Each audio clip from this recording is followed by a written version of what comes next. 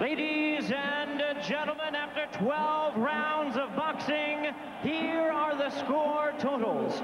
Judge at ringside, Jack Woodruff scores the bout 115 to 113 in favor of Whitaker. Judges at ringside, Mickey Van and Franz Marty. Both scored the bout the same, 115 to 115, a draw. The decision is a majority decision draw.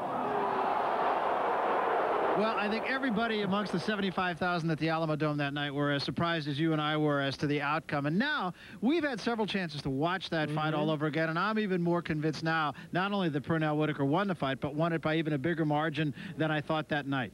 Absolutely. There's no question in my mind that Pernell Whitaker won all of the rounds after round 6, including round 6. You can't give a round to Julio Cesar Chavez. So even if Chavez won 4 out of the first 5, which I doubt that he did, he couldn't possibly have won that decision. It was quite simply, I think, the worst robbery in a major fight we've had in the last 20 years or so. Yeah, travesty is the word that comes immediately to mind. And, of course, there were the postmortems, and with the postmortems, the comments of both fighters. Bueno, sí, yo estuve forzando la pelea. Yes, he felt he was forcing the fight. Además, él me amarraba mucho y me golpeó mucho. Aside from that, Whitaker kept holding him too much and was throwing too many low blows. Hizo muchos golpes ilícitos. And he made a lot of illicit hits.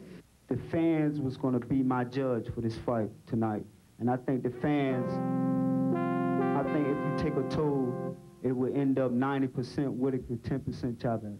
So now there will be the inevitable hue and cry for a rematch. And the question I have for you, Al, is should there be one, or has Pernell Whitaker proven everything he needs to prove despite the outcome? Well, I think Pernell Whitaker came up with a tremendous performance against Julio Cesar Chavez, and in my mind won the fight.